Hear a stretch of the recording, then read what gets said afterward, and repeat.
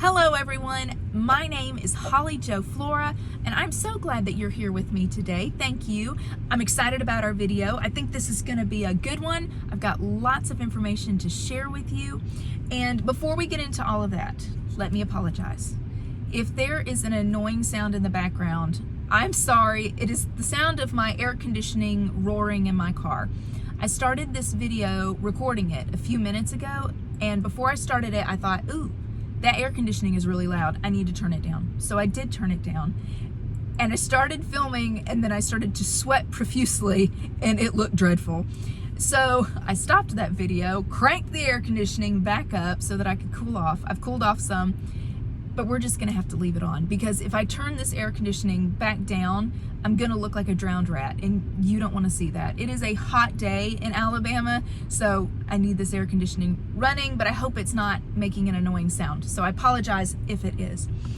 Before I get into the main part of today's video, what I wanted to share with you, I wanna go back and do a follow-up on a topic that I had posted a video about that I recorded a month or two ago. I did a video on Rachel Dodge devotionals, and in that video I was about halfway through this book. This is the Little Women devotional by Rachel Dodge, and in that video I said when I finish this book I will come back and give you my final thoughts on what I thought of the devotional. So my final thoughts: this is fantastic. This is a fantastic devotional. Ladies, I hope that you will get this devotional. You will thoroughly enjoy it because it's very entertaining, but you'll receive a blessing because there's such substance to these devotions. There wasn't a day where I read one and it didn't give me something to really think about and chew on for the rest of the day. They're so well written, and I won't go into great detail about this book again because I already did that in that previous video. So if you'd like more information about Rachel Dodge devotionals, I believe she has 4 total. I hope you'll go look up my video from a month or two ago about Rachel Dodge, and you'll get lots more information in that video. But I want to say again, just this, that if you've never read Louisa May Alcott's book, Little Women, don't worry. You can still get this devotional and you won't feel lost. You won't be like, I have no idea what's going on. You'll be able to follow along and you will thoroughly enjoy it. So I hope you will get this and add it to your devotional collection. Now, I want to talk about the main book that I want to share with you today. I'll go ahead and show you the cover. This is Flourish. This is 60 devotions to refresh your heart. And Chris, I hope I'm saying your last name correctly. It's by Chris Bovill. I think that's correct. Chris Bovill. And Chris is from New Zealand. And like I just mentioned earlier, I'm from the United States. I'm from the South. I'm from Alabama. I'm certain you can already tell that from my accent. But I want to tell you how I found this book. I have written, which if you know me, you know this, and let me apologize, because if you are my friends in real life and you are my family, I'm certain on social media you're like, Holly, we know, because every week I post about this book. This is a devotional that I wrote. This is Same God, New You. And usually weekly, once or twice, I will post something on social media about this book. And I know, I'm sorry for all of you who have already gotten the book or you follow me on social media. I know you have the attitude of, we know you wrote a book, stop posting about it. But I am learning and having a newfound respect for people who have to market their business, because oftentimes when I post about my book, I will sell 1 or 2 copies. And I know for big time authors and for publishing houses, 1 or 2 copies sold from a post, they're probably like, oh, that was not good. For me, that's fantastic. I am thrilled. But I'm trying to get creative with my marketing, because I have, like I said, I have a newfound respect for people who are having to market, and they're having to sell things, and you're using social media, because, you know, I've never minded, well, I have minded one way of doing this, and I'll share that with you. I've never minded when people on social media put out just blanket statements like, I sell such and such, this product, and if you're interested, please let me know. I don't mind that at all. I have never minded that, because I like knowing what you do for your business, because then if I'm interested, I know who to contact. Or in the future, if I think, oh, I need such and such, who sells that? And I know who to contact. I think that's great. But, you know, I have a newfound respect when you are having to market yourself on social media that, you know, we all know that's your business. You know, this is how I'm trying to help my family with our income, is by selling the book that I wrote. So I'm trying to promote it. And so I have a new respect for people who are, you know, that's your business and you're trying to sell products. It's hard work, and you know, maybe you're like me, you're like, I'm getting on people's nerves, and you hope that you're not. You never get on my nerves, so please know that I know you're trying to grow your business, so that doesn't bother me. What does bother me is when someone personally sends me a message about their product. I do not like being put on the spot. So, you know, I like those blanket statement posts that are just for everyone, like, you know, I've written a book, if you're interested, it's available on Amazon and different places. I would never send someone a private message and be like, I've written a book, would you like to buy it? That's awkward. And so when people do that to me, I hate that. When you send, especially if you sell weight loss products, don't seek me out and be like, Holly, I sell such and such weight loss product, would you like it? Because it kind of makes me feel like you're like, you need it, which I may, but let me come to you, don't seek me out. So I'm trying to get creative with my marketing. And one thing that I thought of doing was that I would contact other authors and ask them, would they give a review of my book? Would they read my book and review it? I'd send them the book. And with their review, I thought I'll post a picture of the book they've written. So, you know, it would be helping me out, but also it'd be helping them out, so I could tell them, thank you for doing that.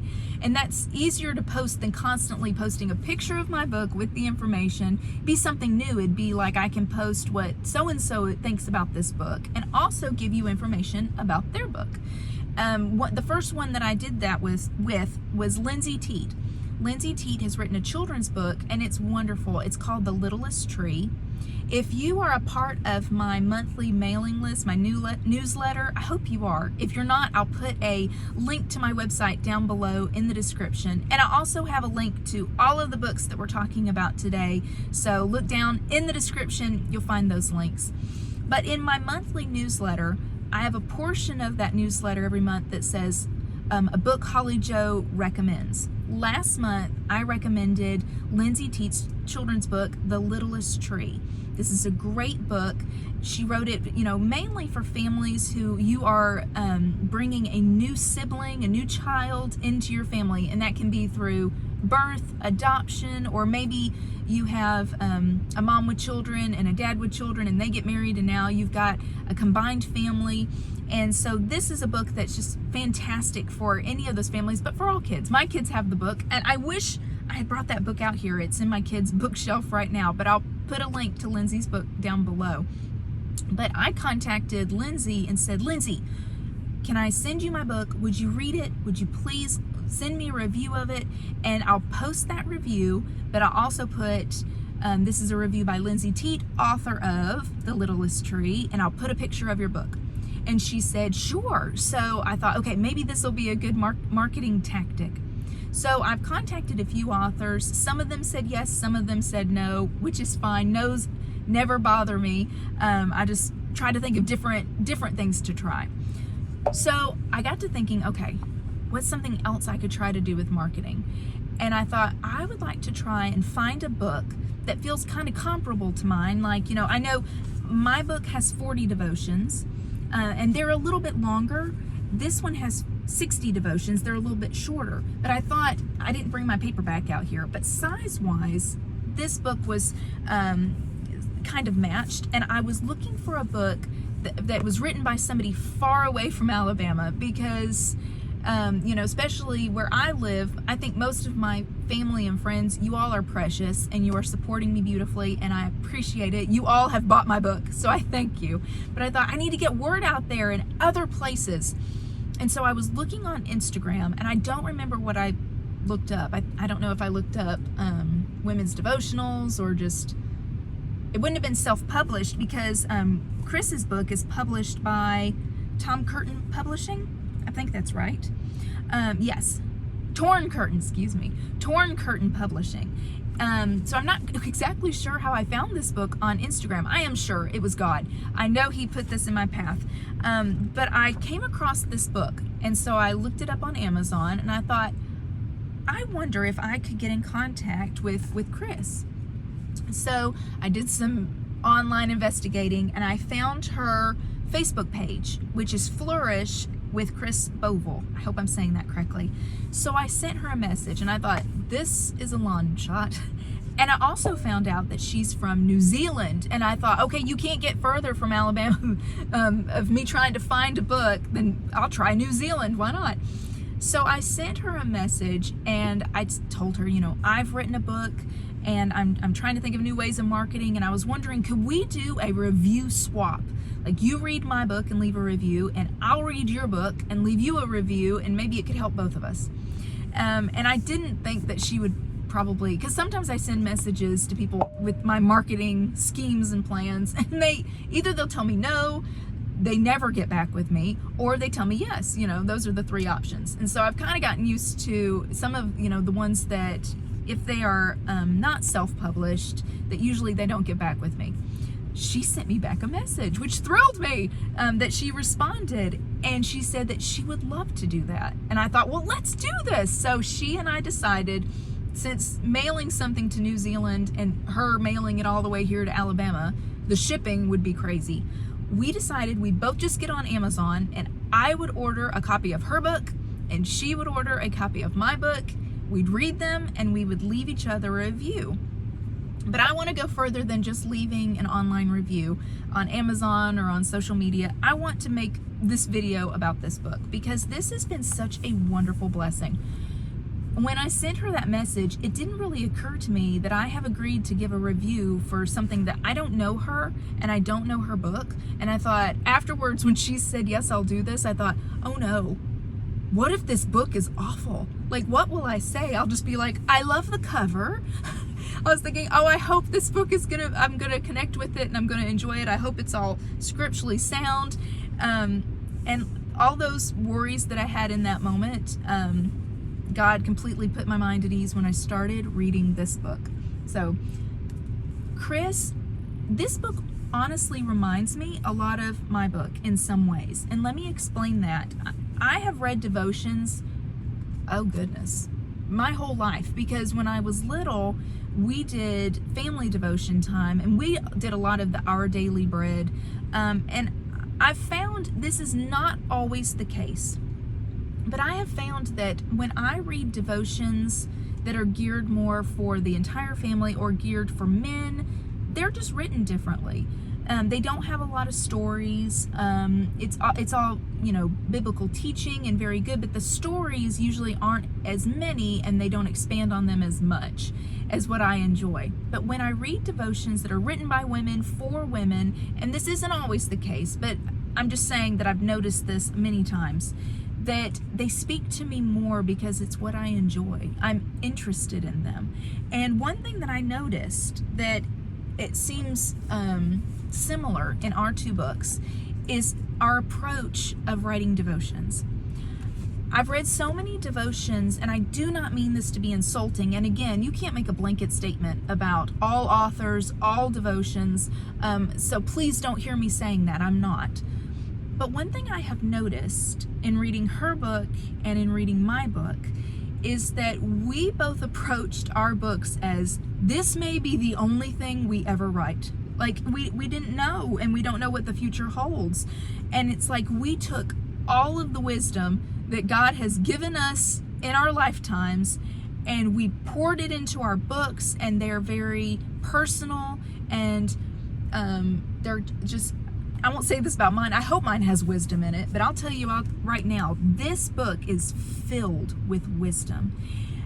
And you don't typically, I do not get that feeling with a lot of devotions that I've read, devotionals, that it's a very popular author and they're writing lots and lots and lots of books, which I cannot imagine. That is a very difficult job to have to continue.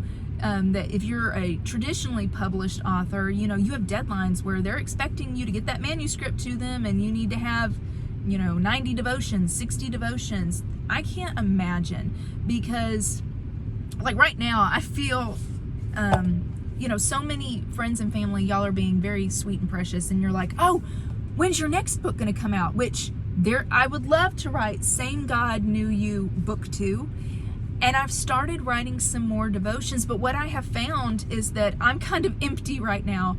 It took me 40 years worth of life experiences to come up with this book, and I took 5 years writing this book. But now I've started to try and write the next one, and I feel like everything I'm writing is awful.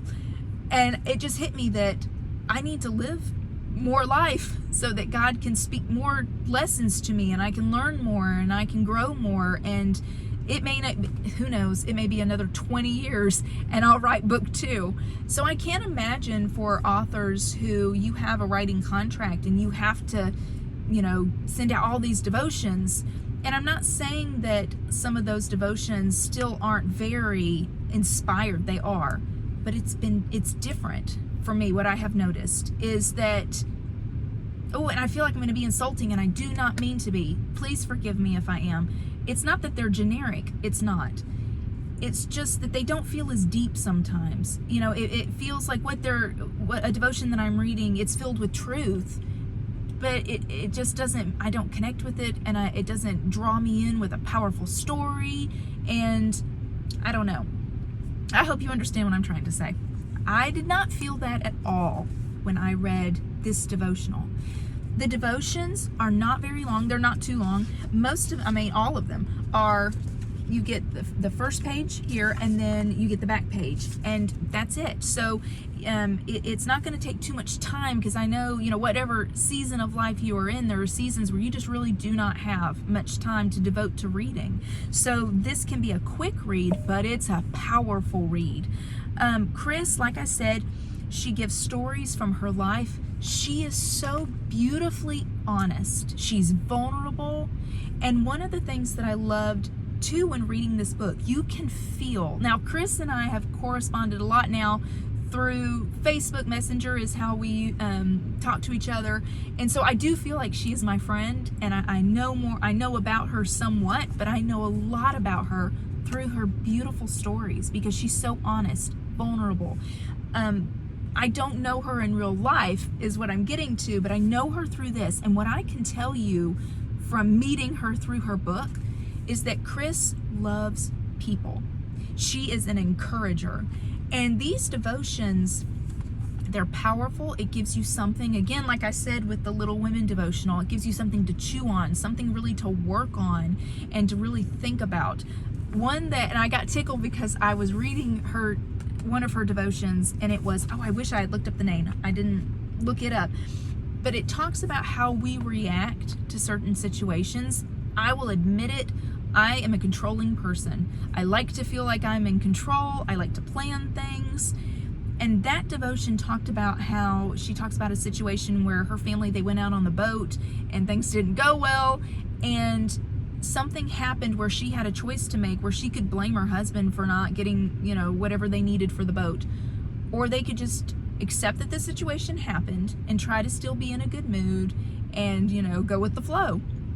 And it stepped on my toes. That devotion stepped on my toes. And I sent her a message and I said, Chris, and I put the name of the devotion, and I said, I loved that devotion. It really stepped on my toes. And she said that she'd never heard that phrase before, but that's something down south, we say that all the time. What it means is it really convicted me. And I told her that it stepped on my toes because my toes were in the wrong place. I needed to move them. Because I cannot tell you how many times life has just happened and something happens that I didn't plan for, and I feel out of control, and my immediate reaction is to get snippy with my family and to not have a good attitude. And I'm not helping the situation at all. And so I really learned and was convicted, it stepped on my toes, that devotion. So I just want to recommend this to you. You can get it through Amazon. I'm sure there are other places that this is available as well. I got this copy on Amazon, and let me tell you how much I recommend this book. this will let you know that I really, really enjoyed it, is I already bought another copy and gave it as a gift. My mother-in-law's birthday was last week. I ordered this book as one of her birthday gifts because I enjoyed it that much. And when you enjoy something, you want to share it with people, you know, that you love. So I hope that you will buy a copy of Chris's book, Flourish. Again, it's available on Amazon, and it's fantastic. And if you are part of my newsletter, spoiler alert, this is going to be next month's book that I recommend. You will learn a lot. You'll be convicted, but you will also feel so encouraged because, like I said, Chris is an encourager and she loves people, and that felt very clear to me throughout the entire book. One other thing that I want to share with you is that in an upcoming video, I'm going to talk more about a book that I have just finished writing. I know I said I wanted to write book 2 of this, and I'm just getting nowhere on that, so I kind of put that to the side. And I have come up, well, it was the weirdest situation. Just, you know, ladies, are you like me? Most of our thinking time happens when we're in the shower, just because we're alone and we're able to actually think. And I was in the shower and I thought of a story, and it was the weirdest feeling because I could see the entire story play like a movie in my mind. Just, I'm watching it. I could see it clearly, and it's a children's novel. I'm gonna, next month through my newsletter, I'm gonna tell the name of the book and give more information. That book is not gonna come out until November 1st. So November 1st, you'll get it in time for Christmas. If you have a child that you'd like to purchase that novel for, I would love it. But it was so fun writing that, and it was so different than writing devotions. Not that I did not enjoy writing devotions, and I told my husband that I don't know what my writing career is going to look like, but no matter what happens, I really feel like this book is going to be the most meaningful book to me for my whole life. It's because it's the first one I ever wrote. It's a devotional, so it really matters to me because of what it's about. It's about God. And so this one will always be the most important. But this children's novel that I've written, hands down the easiest thing I have ever written in my life, because again, I just saw it happen like a movie, and I knew the entire story, the plot, the characters, and I just wrote it down.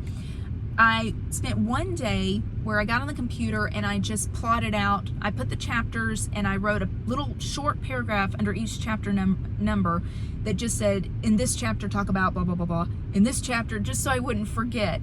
And so for one day I just did that. I plotted the whole book out, but then I started writing it and I wrote the entire book. It's 23 chapters.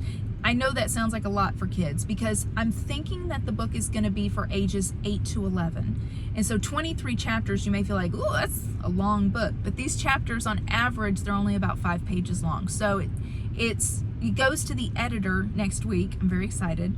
And I've got it right now with some junior beta readers, and I'm getting their feedback. So I'm excited, but right now it's about 135 pages, but that's with no front matter or end matter. It's going to be a little bit longer, but it's not, and it's going to be a smaller size book because I wanted little hands to be able to, you know, lay in their bed and hold their book and not have it like be a massive book. So it's going to be a small book size. But I wrote those 23 chapters in 13 days, and not 13 consecutive days. You know, I said, this took me 5 years. So to go from 5 years of writing to 13 days of writing, it was like, oh my word. And they weren't 13 consecutive days because I didn't have, you know, that much time with just life. I found 13 days kind of spread about where I sat down and wrote. And when you read the book, you may be like, it's obvious that only took 13 days. I hope it's not going to be that feeling. I hope that it's came together and it's a strong book. I feel that it is. I hope that it is. But I'm going to give you more information in upcoming videos, have more information like the book title in my monthly newsletter. So please do sign up for that newsletter. I hope that you will subscribe to my channel so that you will not miss a video. And if you've enjoyed today's video, please give it a like, give it a thumbs up, and I will see you again very soon. Thank you.